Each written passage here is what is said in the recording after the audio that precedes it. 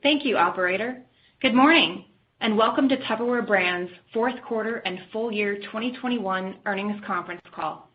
Joining me today are Miguel Fernandez, President and CEO, and Sandra Harris, CFO and COO. We will all be available for Q&A following our prepared remarks. Earlier this morning, we issued a press release announcing our financial results for the fourth quarter of 2021, which is available on our investor relations website. In addition to today's press release, we have also published supplemental materials to accompany our prepared remarks, and both items can be found on our investor relations website. Let me remind you that the following discussion and our responses to your questions reflect management's views as of today, February 23rd, 2022, and may include forward-looking statements. Actual results may differ materially from such statements. Additional information about factors that could potentially impact our financial results is included in our Form 10-Q for the third quarter of 2021, subsequent filings with the SEC, and in our press release filed this morning. Please review the forward-looking statements disclosure on page 4 of today's press release. Please note that all references today are being made on a constant currency basis, which reflects the application of the current period foreign exchange rate to any prior period results, enabling comparisons excluding the impact of foreign exchange rate fluctuations. Please also note that all references, unless otherwise noted, are being made on a continuing operations basis. During this call, we will discuss certain non-GAAP measures, including those we refer to as normalized measures. Additional disclosures regarding these non-GAAP measures, including explanations and reconciliations of these measures to the most comparable GAAP measures, can be found in today's press release, which has been posted to our investor relations website. A replay of this call will be available on our investor relations website later today. And with that, let me turn the call over to you, Miguel. Thank you, Alexis, and good morning, everyone. It is great to be here with you today to share our fourth quarter and full year 2021 results. As we ended 2021, we passed the midway point of our 3-year turnaround plan. In 2020, our priority was to stabilize the company. In 2021, our priority was to build a foundation for omnichannel growth. And in 2022, we will expand our efforts and increase our investments to make our products available to consumers wherever they choose to shop. And while we focus on building a strong foundation in 2021, we reported both top and bottom line growth in 2020 and in 2021. Most important to me and to our board at this point are our accomplishments, what we've learned, and what we see ahead of us in the second half of our turnaround plan. First, what has been accomplished. We had to right-size our cost structures to survive in 2020, carry that fiscal rigor into 2021, and successfully stabilize the company. We reorganized and upgraded talent to help us fix and stabilize our direct selling business, and brought into the company new talent with retail and CPG experience to help us build an omnichannel business. We restructured our debt twice, first to provide a bridge loan in late 2020, and again in late 2021 to provide critical funding for growth, increasing our financial flexibility and reduce our cost of capital. We divested non-core assets and reclassified the company's beauty business as discontinued operations in our financials as we work to complete remaining sales transactions in 2022. We implemented proven methods of operations utilizing data and techniques to revamp our core direct selling business. We started building new capabilities to open up our iconic brand to new channels of distribution with the goal of dramatically increase consumer access to our products. And we have been working with retailers around the world to take limited amount of products into new channels, and we closed the year ahead of our objective of $50 million in B2B revenue, which is product sales sold through retailers in their loyalty programs. We accomplished top and bottom line growth in 2021, while continuing to execute on our turnaround plan. Additionally, we made important changes and investments while navigating unprecedented operating conditions such as COVID lockdowns throughout the world.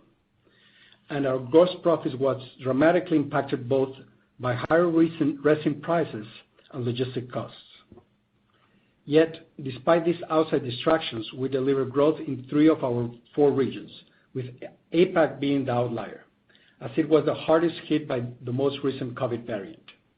2021 performance was a tale of two halves. Through the first half of 2021, we were ahead of our internal expectations and really seeing the initial benefits of using direct selling methods that we know are successful. During the second half of the year, we were negatively impacted by disruptions driven by COVID lockdowns, particularly in our developing markets, which we know there's a lower digital adoption. A system issue rolling out a new Salesforce technology platform in the US and Canada, and high resin and transportation costs, as well as other inflationary pressures. That said, we manage controllable expenses as we are exercising more discipline in our spending. While we acknowledge cost pressures, we feel that our local manufacturing model has proven to be an advantage in the current supply chain climate. We ended the year up 1% on revenue and more than 50% on adjusted income.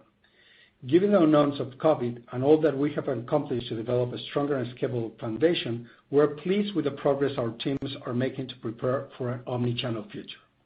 Additionally, as you know, we're up against very difficult comps in the second half of the year. I'd also like to mention a few noteworthy recent achievements. We continue to focus on introducing new, more sustainable materials to our product lines. New products designed to solve consumer needs identified by data and insights, and refined product strategy tied to a renewed purpose to help consumers reduce food waste and eliminate the use of single plastic products and packaging. In 2021, the Eco Plus Coffee to Go cup received the Fast Company's 2021 Innovation by Design Award and the Green Good Design Award. The Handy Spiral also received high honors by the 2022 German Design Award. We introduced a freezable, reusable bottle that, when frozen, offers up to 8 hours of fridge fresh, cool water for consumers on the go. We also launched our Universal Cookware Set, a product line developed for small kitchens and spaces. In 2022, we will expand the glass bakeware and storage category given the current needs of today's consumers. With our purpose to nurture a better future, in 2021, we brought to life a collaboration with TerraCycle's circular reuse platform called Loop, producing a one-of-a-kind reusable packaging container option for Tim Hortons and Burger King. Lastly, we continue to make progress in our ESG efforts. We published our 10th annual sustainability report in the fourth quarter, which highlights the degree to which sustainability is woven into our culture and ethos. For the first time ever, we conducted a materiality assessment intended to guide our efforts towards the ESG targets deemed most important to many of our stakeholders. The new report includes first-time social and governance goals and new established 2025 and 2030 environmental targets, including 90% absolute reduction of greenhouse gas emissions by 2030. As a testament to our sustainability reports, we were recently recognized by Newsweek as one of America's most responsible companies in 2021 for our commitment to our people, planet, and environmentally responsible products. And last month, we renewed our partnership with the National Park Foundation, providing $2 million multi-use donation to create meaningful impact across the national park system. As we head into 2022 and the second half of our turnaround plan, we believe our strategy is the right one, to make the company as big as our famous brand. We will continue to fix our core business, continue to enter into new product categories, and continue to open and expand into new channels, all of which we believe will transform this iconic brand. In our core direct selling business, we're using a more data-driven approach to making better and smarter decisions. This includes segmentation of how we look at our sales force and our customers to personalize their experience with Tupperware, and in some cases, introducing preferred customer loyalty programs in our biggest markets. We're also turning around unprofitable markets through changing our sales models and supplementing with business expansion strategies. When we started the turnaround plan, we had 18 markets that were losing money. By converting these markets to a more omni-channel approach, these 18 formerly struggling markets now represent over $180 million in revenue and are contributing over 14% operating profit return on sales. As I talked about in prior earnings calls, using importers is one of those models we're using more broadly to both expand sales and improve margins. At the end of 2021, revenue from importers was almost $70 million, up 12% from last year. Our retail studio markets, excluding China, grew 19% in 2021, while our B2B loyalty programs achieved $56 million revenue, over 50% higher than last year. In 2021, we continued to create the foundation for transforming a business that has been a pure direct selling business for more than 75 years. We continue to learn as we go and readjust and make investments to accomplish the goal that we set from the very beginning of the turnaround plan. We're doing something no company has done before, in taking a pure direct selling organization and going omnichannel. This transformation will take time to execute organically, but we've made progress in 2021 through the expansion of importers, studios, and B2B loyalty programs. We believe we're laying the foundation for further retail expansion as we enter into the next half of the turnaround. We know the real prize is opening up consumer access to our products in a major way, and that means meeting consumers wherever they shop. Therefore, in 2021, we invested in retail talent to develop and grow retail partnerships, expand with third-party distribution partners across the globe to improve service levels, implement detailed tools to support the retail business, and enhance packaging and labeling. We also onboarded a new product team and established a new sourcing and supply chain center of excellence in Singapore and developed a sub-brand specifically for this channel. In summary, significant progress has been made in 2021 to build a foundation that can support both a direct selling business and the omnichannel business. We are confident that we will be sharing exciting expansion news with you throughout 2022 as we win our way into retail accounts in markets like the U.S. and the U.K., just to name a few. Our focus in 2022 is globalizing direct selling best practices, accelerating new product development, increasing consumer access through omnichannel efforts, including expanding product access in the U.S. and Canada, stabilizing China. The entire Tupperware team, our sales force, our associates, our board, and our executive team is excited about the future.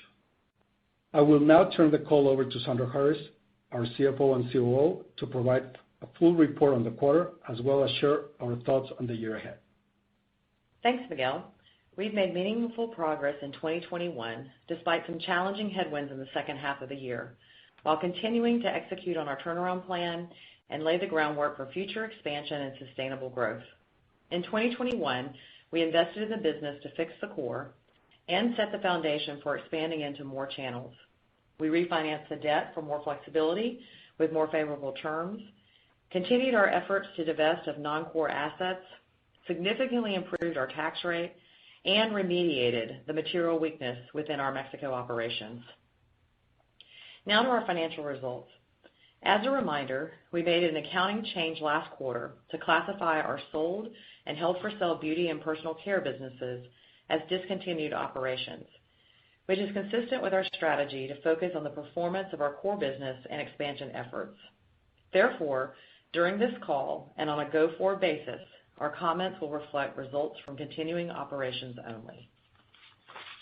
For the full year 2021, we posted revenue of $1.6 billion, which represents an increase of 1% compared to 2020. As Miguel mentioned, we were outpacing our plan during the first half of the year. Then in the second half, we had to manage through the impact of restricted COVID lockdowns, especially in Asia and Europe. We also were challenged in the second half in the U.S. and Canada business with the implementation of a new Salesforce tool, but still managed to achieve an all-time high for revenue in this market in 2021. We also grew in 3 of our 4 regions for the full year, with Europe up 2%, North America up 6%, South America up 20%, and APAC was down 11%, mainly due to China. Business expansion, which includes B2B loyalty programs, importers, studios, and retail, is now approximately 20% of our revenue. We're pleased to report that the B2B loyalty revenue was $56 million for the year, exceeding our stated goal of $50 million for 2021 and $37 million in 2020. Miguel also mentioned the significant progress we've made in importers and studios outside of China. For the year, 3 of our big 4 markets posted growth, with the U.S. and Canada up 2%, Brazil up 9%, and Mexico higher than last year by 13%. China was the only big 4 market that did not grow and was down by 21%, heavily impacted by fewer studio openings, impacts of lockdowns due to COVID, and leadership changes throughout the year. For the year, gross profit was $1.1 billion, flat compared with last year. However, gross margin was 66.7% as compared to 67.5% last year. The decrease of 80 basis points was driven primarily by higher resin costs of 200 basis points, partially offset by manufacturing efficiencies in the first half of the year. Adjusted EBITDA was $290 million, or 18.1% of sales, relatively flat on a reported basis. Excluding the foreign exchange impact, EBITDA would have been lower due to the gross profit impacts I just spoke about. We continue to improve SG&A despite higher distribution and freight and incremental investments. Adjusted earnings per share was $3.25 as compared to $2.15 last year as reported. In 2021, we had 2 favorable one-time items for the year. 15 cents related to a favorable ruling from the courts in regard to a Brazil non-income tax matter, and 5 cents for a China grant, which are being partially offset by a deferred tax asset adjustment of 10 cents that we'll talk about in a minute. Adjusted for these one-time items and for tax items in both periods, adjusted EPS was $3.15 for 2021 compared to $3.33 for 2020. The decrease was primarily driven by higher resin costs of 47 cents, investments 24 cents, partially offset by 53 cents of favorable manufacturing efficiencies, tighter cost controls, and lower interest. The operating tax rate was 21.9% versus 45.5% in 2020.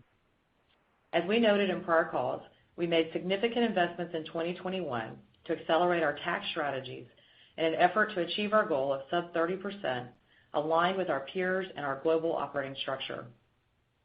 You can reference a bridge of our adjusted earnings per share in the presentation posted this morning with our earnings release. Next, turning to performance for the quarter. Overall, the fourth quarter was heavily impacted by COVID lockdowns, especially in Asia and Europe. It also had the highest resin cost for the year and a one-time tax adjustment that I'll discuss in more detail in a few minutes. For the fourth quarter, net sales were $395 million, representing a decrease of 10% compared to last year. The impact of Omicron variant of the COVID-19 was significant in the quarter, with partial or countrywide lockdowns in various markets affecting our operations, particularly in Asia Pacific and Europe.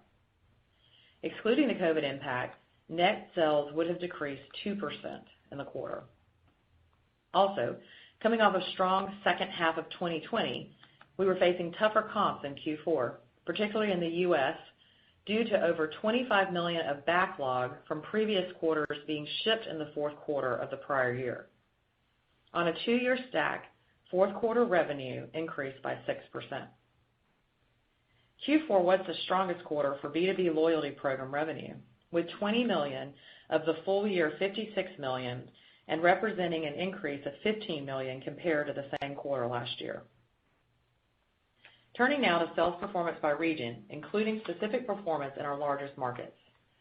First, in Asia Pacific, sales decreased by 10%. The slowdown in China, which was down 14% in the quarter, was driven by COVID lockdowns related to resurgence challenges, as well as studio closings and a slower pace of new openings, partially offset by the successful entry into small kitchen appliances in this market. We also made an important leadership change and believe that we have the right person now in place. China remains an important market for the Tupperware brand and holds significant potential for future growth. We will continue to prioritize the revitalization of this important market, including through new product innovation, upgrading the look and feel of our physical studio locations, and investments in digital and e-commerce platforms.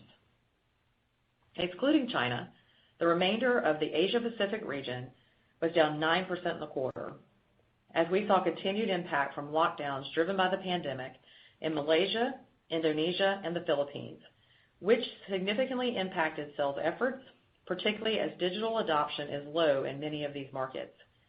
We think there is significant opportunity to improve performance within the region as we focus on increasing digital adoption.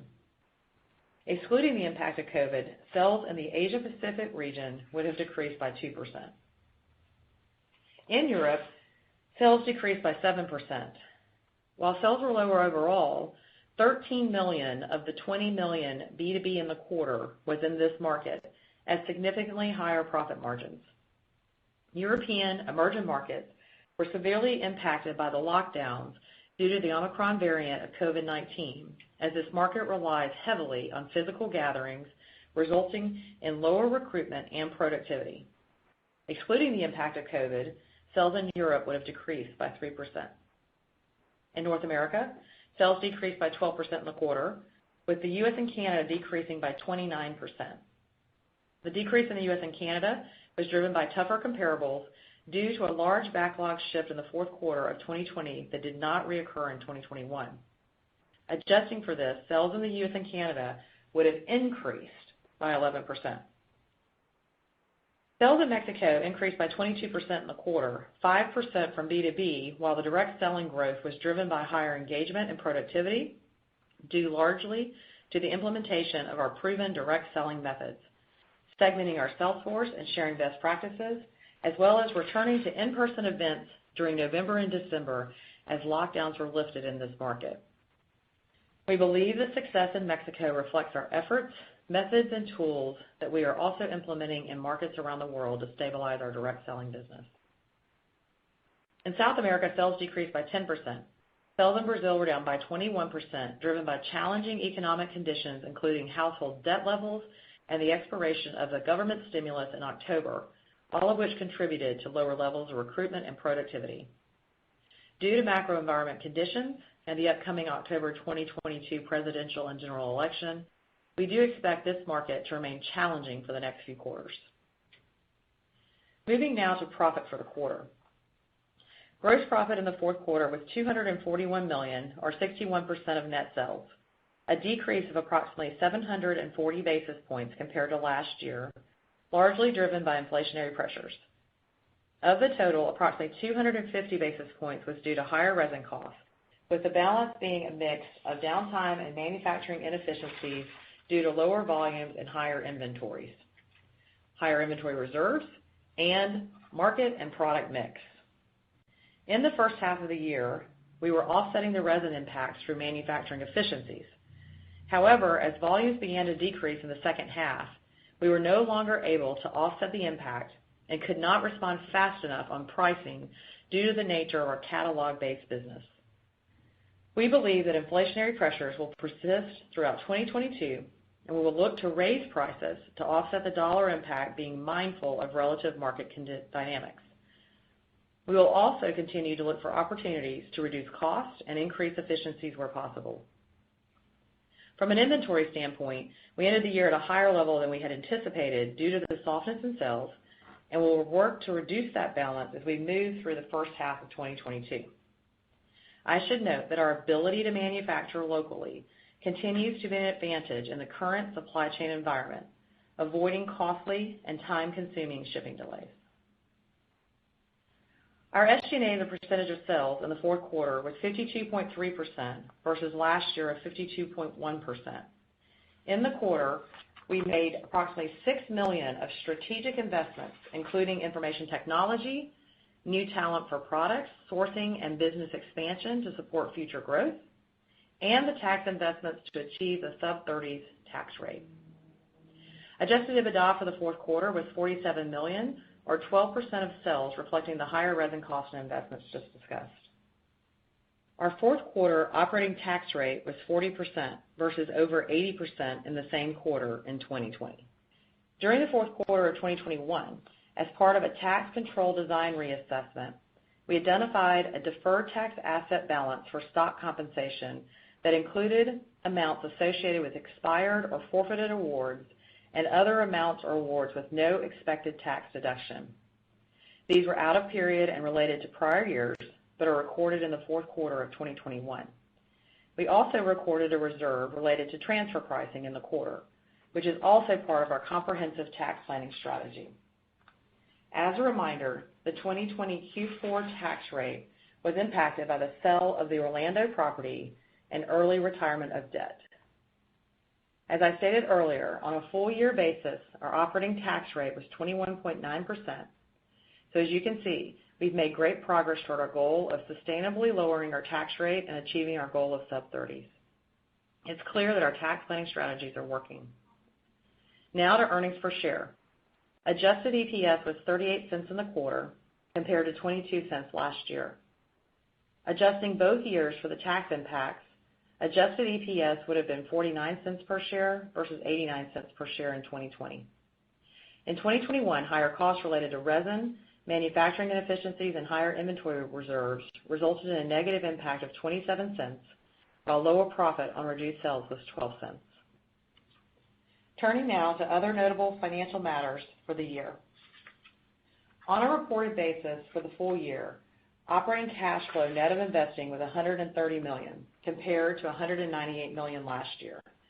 As we previously discussed, cash flow benefited last year by aggressive cost savings actions, including pandemic-specific actions such as furloughs and significantly lower spending on inventory and higher payables in order to preserve cash. For 2021, cash flow was impacted by investments we made in the inventory in an effort to improve service levels given current global supply chain issues, while also reverting to a more normalized level of capital spending. Moving to the balance sheet. We ended the quarter with a healthy cash balance of $267 million, which compares to $134 million last year. And we ended the quarter with a total debt balance of $712 million. At year-end, our consolidated net leverage ratio was 2.1 times, well below both historical levels and our required covenant of 3.75 times. We mentioned on our last call that we would look to favorable market conditions to present opportunities to further improve our capital structure, and I'm pleased to report that we were able to do just that in the fourth quarter by refinancing our credit facility, reducing our cost of debt, improving liquidity, and extending our maturities. Our new $880 million credit facility consists of a 5-year, $480 million revolving credit facility, a 5-year U.S. dollar term loan of $200 million, and a euro term loan of 176 million euro. The entire facility extends maturity out by 2.5 years to 2026, increases liquidity by approximately $100 million through a higher level of revolver capacity, and reduces the interest rate on our term loan by more than 6 percentage points. In addition, the new facility resets our financial covenants to enhance operating flexibility, including capital allocation flexibility and leverage ratio calculation on a net basis, allowing for up to $100 million of cash to be applied toward debt balances. We are also pleased to have the support of a new lead bank and banking syndicate, which is comprised of 10 banks and led by Wells Fargo. We are also pleased to have made significant progress over the past 18 months in strengthening our balance sheet, refinancing our debt, investing in our business, and selling our non-core assets. In June of 2021, our board authorized a $250 million share repurchase program. And in the third quarter of 2021, we returned $25 million to our shareholders under this program through stock buybacks. This $25 million was the maximum amount of share repurchase allowable under our prior credit facility covenants. Under our new credit facility, we are no longer subject to the same restricted covenants as long as we remain below certain leverage thresholds. Therefore, as we continue to generate strong cash flow, and given our confidence in our future growth trajectory, given the enhanced flexibility we now have to utilize this facility, we may opt to more aggressively support the stock at current levels, always being mindful to deploy capital as effectively and efficiently as possible. While we remain in a challenging operating environment and are only at the halfway point of our 3-year turnaround, we feel we have sufficient visibility to provide a more tangible view into the coming year. Given the uncertainties of COVID, inflationary pressures, volumes in response to pricing actions, and a host of other variables, we will only be providing our view on profitability and cash flow for 2022 at this time. We previously shared that at a quarterly run rate of $470 million of revenue and a tax rate of 28%, we believe we could sustainably deliver quarterly adjusted earnings per share of approximately $1 to $1.20. That range was provided prior to the reclassification of our beauty businesses to discontinued operations.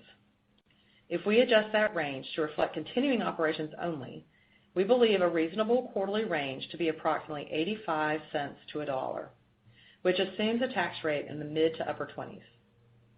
As we move into the expansion stage of our turnaround plan, which will require further investments, and given the persisting uncertainty of the pandemic, we believe that for 2022, adjusted earnings per share will be approximately 65 to 80 cents per quarter, reflecting 5 to 20 cents per share per quarter lower than the normalized estimate. You can also see this guidance in the presentation posted in the materials for this release. We also believe that 2022 will be another tale of two halves, but trending opposite of 2021, with tougher comps in the first half, exacerbated by COVID and persistent cost pressures, followed by relatively easier comps in the second half. We also expect our pricing actions to catch up with cost increases by the second half, and for results to benefit from business expansion efforts that began to take root in the latter part of the year. Therefore, we expect the second half to be our stronger half for 2022. Our cash flow expectations follow a similar storyline. We had originally shared that normalized annual free cash, which we define as operating cash flow net of investing cash flow, to be approximately $200 million. Adjusting for discontinued operations, that normalized number now moves to a range of roughly $140 million to $160 million on a continuing operations basis. For 2022, we anticipate a similar range of between $125 and $150 million, giving anticipated investments into the business per our turnaround plan. Lastly, and as we alluded to last quarter, we look forward to conducting an in-person Investor Day this year. And given the current COVID trends, we've decided to push it to the second half of 2022, hoping to meet face-to-face and share many of the exciting initiatives that are underway and designed to leverage our brand, expand our distribution, and reach more consumers than ever before. We'll also provide a more comprehensive view into the business, strategy, and tangible proof points of progress, as well as a longer-term framework and outlook. Look for more details in the coming months.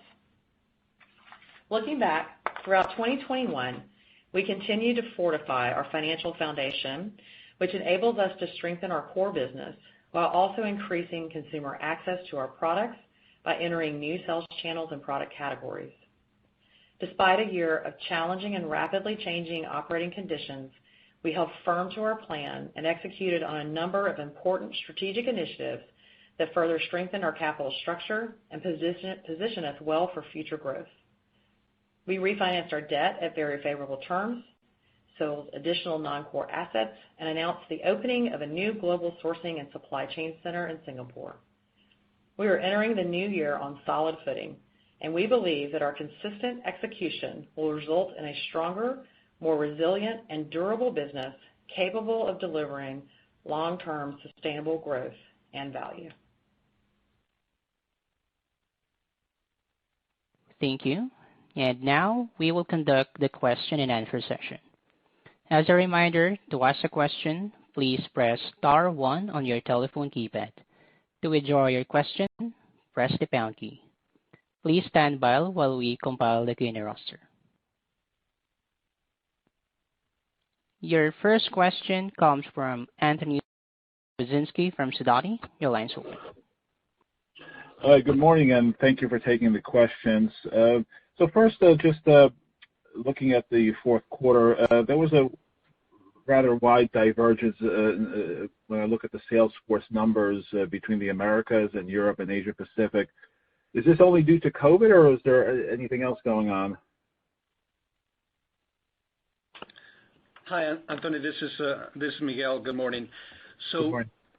The main reason is COVID. Definitely, we got a big headwind in Asia and EMEA, but also you see the difference, let's say with Mexico, because we're going to call Mexico the leader market in direct selling. So a lot of the good methods and practices that we know they work have been implemented in Mexico, and that's why you see so much positive in Mexico and a different story in EMEA and APAC.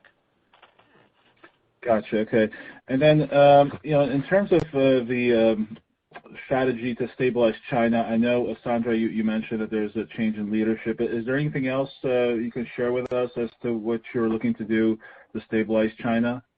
Yes, absolutely. So, obviously we have the new leader there, but before, when we were opening new stores or outlets around China, it was more of an entrepreneurial type of letting the entrepreneur do it by themselves. Now we're providing a very professional guidance around the look and feel of the store, the location of the store. We obviously hire the best in the world and in retail to help us develop those guidelines to have for the entrepreneur to follow. So that is going to maximize or at least elevate our chances of success of each of the outlets that we have in China. Also, we're, as Sandra mentioned in her speech, we're doubling down in innovation, new products, and small, mostly in the small kitchen appliances that we know have a lot of traction in China. And finally, the biggest one is e-commerce, right? And we're enabling all the stores and everyone there to start operating also, through an e-commerce that we know that is, it's a big part in China, and more so under these conditions around COVID. Gotcha. Okay. And then I guess last question for me. As far as the timing of the new products, the new sales channels, is that going to be mostly back half driven of this year, or can you give us a little bit more color about your strategy with that as far as also product pricing and just timing? That'd be very helpful. Thank you. Yeah, the timing, just in one word, is in the second half of the year. We're setting up the foundation to get ready and make sure that we're ready for these other channels and we're it's in essence we're building a new company that serves these other channels. And Anthony, I think you asked about pricing too. So pricing actions are going to happen in the first half, but the timing of the new channels and products is as Miguel stated. Got it. Okay. Well, thank you and best of luck. Thank you, Anthony. Thank you. Your next question comes from Doug Lane from Lane Research. Your line's open. Yes. Hi, good morning, everybody. Can you talk a little bit about where we are with in-person meetings? Are you able to hold in-person meetings yet anywhere, or are you still pretty much locked down on that front? And, towards that end, how does that look for 2022 and resuming live meetings, assuming that you haven't yet? So good morning, Doug. This is Miguel. We're going to start full swing in Q1. We're starting already. Mexico already started in Q4, and we attribute some of our success in Mexico that the fact that we're having people together. But basically, we're going to start in Q1 and so on. It depends on the country, but that's our intention. Okay, good. Also in Mexico, I noticed that you have an agreement to sell Fuller there. Have any terms been disclosed, and I assume that's going to be a cash deal? Yes, Doug. So we are in an agreement to sell Fuller, and we expect that will finalize in the first part of March. We've received the clearances that we need from the competitive commissions, and it's moving forward. And yes, it will be a cash deal. Okay, that's helpful. Thank you. And then can you give us any early learnings from the venture with Tim Hortons in Canada? Basically, what's the receptivity of consumers to putting a deposit down on a food container? Yeah, we're still in a pilot phase. The feedback that we've received so far is positive, but we're still in limited amount of stores. But so far, so good. Okay. And then when I'm obviously interested in the multi-channel strategy, and so you mentioned retail in markets like the U.S. Can you just give us a little bit more color on how you're looking to approach retail, keeping in mind the potential channel conflict with your direct selling sales force? Yeah, absolutely. So the first step is obviously as you know, we're gonna launch products with a different sub-brand. So it's gonna be Tupperware Essentials. Then another one is that we're gonna be doing products that could be part of a collection. So you're gonna find one or two products in the retailer, and the rest of the collections you're gonna find it in the direct selling. So that's how we're gonna make both channels to be synergistic. Also, obviously, we're sharing and developing all this plan in conjunction with the sales force and with the leaders in the sales force, so they know what's coming and how we're trying to approach it. What we found in some other countries is that the Tupperware brand becomes on top of mind. So customers that used to purchase from one of our direct sellers in the market, they go to the retail, they see the product, they see one SKU, and then they call their old friend to buy other products, because obviously in the retailers we're going to be able to sell 10 to 12 SKUs, whereas we carry in a catalog over 180 SKUs. So it's a combination of those efforts, the ones that we believe are going to minimize the conflict, and we're very happy because in 3 countries, in Mexico and some in Europe and some in APAC, we already did it and it's working really well. In some cases, even last year, around 40% of the profits came from these other channels with no direct impact into our direct selling channel. So we're very excited about that. Okay, thanks. And just one last thing. You mentioned the B2B was $56 million in 2021, and historically that's been a bit of a lumpy figure. So from where you sit today, do you expect 2022 to be at or above that level of 56? Yeah, absolutely. We see it at least 30-40% above that number. Okay, good. All right, thank you. Thank you, Don. Thank you. And as a reminder, to ask a question, please press star 1 on your telephone keypad. Your next question comes from Linda Bolton-Weiser from D.A. Davidson. Yes, hi. Just a couple of housekeeping things, but what's the tax rate that you're assuming in your EPS guidance for 2022? And can you give us an estimate of interest expense? Yeah, Linda, so we're assuming a mid to high tax rate. Previously we had quoted 28%, but we're ranging it mid to high 20s at this point. And then in regard to the second question on interest, based upon it's actually in the presentation we posted to the website. You can see the difference in interest rates. It's about half of where our interest expense has been trailing with our new debt agreements that we just entered into. It's around $15+ million a year, I think. Okay. And then, so maybe I missed it, but have you given a constant currency sales growth estimate for the year? And I mean, by my projections, I'm still assuming kind of down double digit in first half and maybe some growth in second half. But for the full year, do you think that constant currency revenue can grow or not? Yeah, that's the one thing we chose not to guide on, Linda, just because of all of the uncertainty that still exists, with the pricing changes, how much of it, will impact volume. We do, reminding everybody we're 80+% international for Tupperware, and even though, things in the U.S. are getting better with the pandemic, we talked about the Q4 impacts that we had, and some of that's continued into Q1. So, a lot of those uncertainties is making us more cautious around providing a sales number, but we did feel that, we could control profitability and expenses more depending upon where their sales are, and so we do feel confident in the EPS guidance and cash flow guidance we provided. Okay. And just in terms of the pricing, I mean, can you give us a little more color? Like, is it across the board? Is it a certain percentage of SKUs? How long will it take to flow through the system? Is it certain geographies? Can you give us like a little more color on the pricing actions? Yes, Linda, this is Miguel. So pretty much it's across the board. And obviously we're going to take advantage of new products to make sure that we price accordingly. We literally started pricing towards the end of Q4, but absolutely every single market is increasing prices effectively in Q1.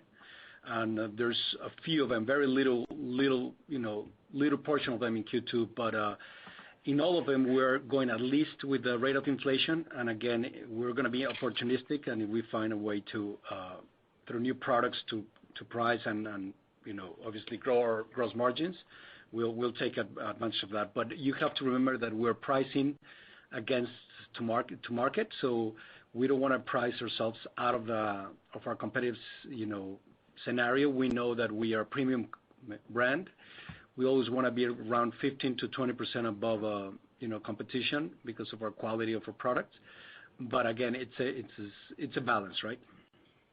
Yeah, and Linda, I want to route back one on that last question quickly and just clarify one thing. I think you actually said it yourself, but we do want to emphasize that due to the tougher comps in the first half, we do expect the sales to be more back-end loaded. So I did want to make sure that I emphasized. Okay.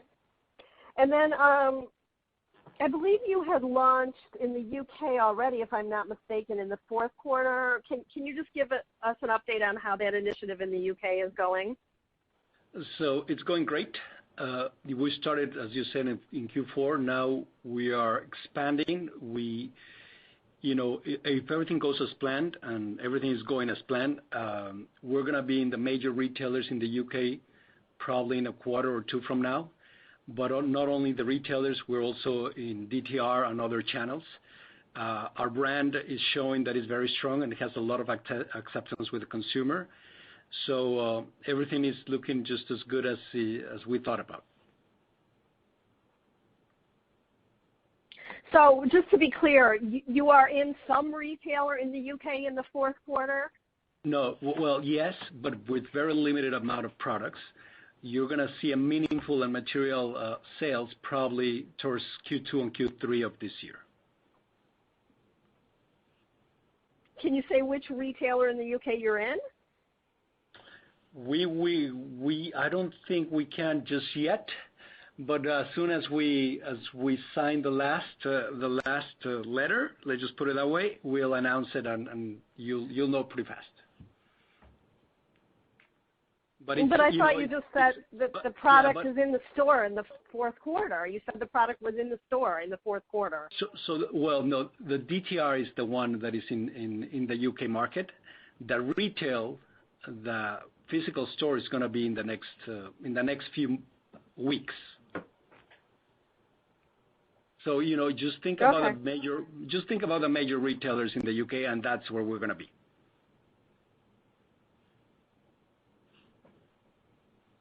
Okay. And then I guess also, I was curious about just on the resin costs. Are resin costs for you still going up year over year, or are they stabilized? Yes, it's a two-part answer, Linda. So the resin cost is tied predominantly to the indices, which have been going down. But then on top of the index factor, there's also the factors of logistics and freight and the adders to get the resin to the market. So what we saw in 2021 was clearly the impact of what was happening in the indices. In 2022, we do expect a 5% increase in resin, but it's predominantly tied to the pressures that are happening related to the logistics and adders that go on top of the indices as it comes into the business. So a 5% increase on resin cost equates to about 1.5% of an increase in cost of goods sold. And then our total cost of goods sold, we're estimating, in line with many others that you probably heard, is around 8 to 10% with other inflationary factors that are happening throughout supply chain, including increases on our source product, which is more than 40% of what we buy. Those are going up in line with what others are seeing around that 8 to 10%. And then we also are expecting more pressures on logistics and freight and other inflationary factors like wages in factories and things of that nature. So roughly 8 to 10% as we look forward to 2022. Okay. And just one more question on the U.S. Retail launch. I think you said in the second half. Did you say just a couple of items? So are you talking about just like a very few number of SKUs, or are you talking about a whole range of items at retail? We're talking about specific with one of the major retailers in the U.S., 16 SKUs, pretty much in the categories that you know that we're very strong at. And that the way we see it, this is the first step of many. We're going to expand our presence in that category and then into different categories. Okay, sounds good. Thank you very much. Thank you. There's no further question this time. I would now like to turn the call over to Miguel Fernandez. Thank you. In closing, 2021 was a year of challenges, but we continue to execute against our turnaround plan, making fundamental changes and investments necessary for our unprecedented transformation. We're proud of our progress and enter the second half of our year in the turnaround on a strong foundation that will enable us to enter into new channels and product categories and increase consumer access to our iconic products. Our goal is to make this business as big as our brand, and I have confidence in our ability to achieve that. Thank you for your time today, and I'll look forward to speaking to you pretty soon. Thank you. This concludes today's conference call. Thank you all for joining. You may now disconnect.